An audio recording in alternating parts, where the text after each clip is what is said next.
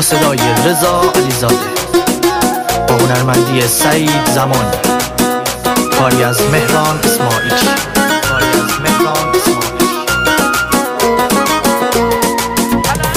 پلنگی وحشیم چریک و جنگیم، میتنی شلوار هر شلوار پلنگیم، نیکا مازنیم بی آماده باشم، بی دستی کلاشم، جان رفق هر جا دبوشی آماده باشم، آسمون خراشم بی دل و جیگرم، بی از همه سرم، هر جا که دوا ببوشه منی همراه دارم، اولین نفرم اولین نفرم.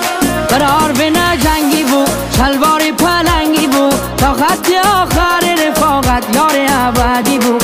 قرار به نه جنگی بود شلوار پلنگی بود، تا خط آخر رفاقت یار ابدی بود، تا خط آخر رفاقت یار ابدی بود.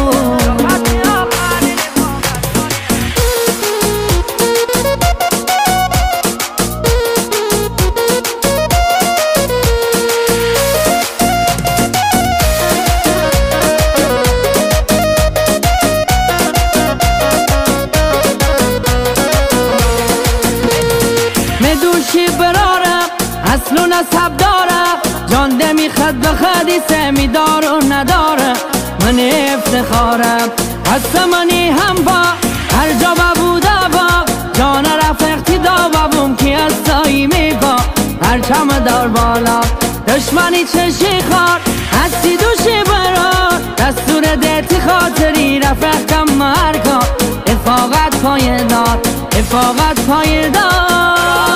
قرار به نه جنگی بود شلوار پلنگی بود، تا خط آخر رفاقت یار ابدی بود. قرار به نه جنگی بود شلوار پلنگی بود، تا خط آخر رفاقت یار ابدی بود، تا خط آخر رفاقت یار ابدی بود.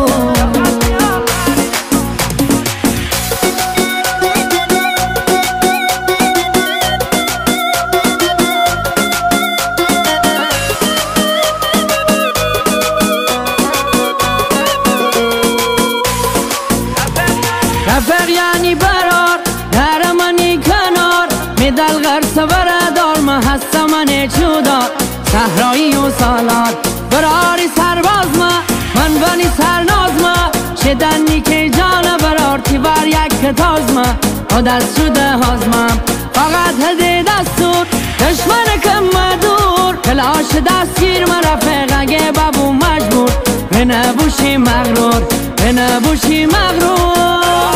قرار به نه جنگی بود شلوار پلنگی بود، تا خط آخر رفاقت یار ابدی بود. قرار به نه جنگی بود شلوار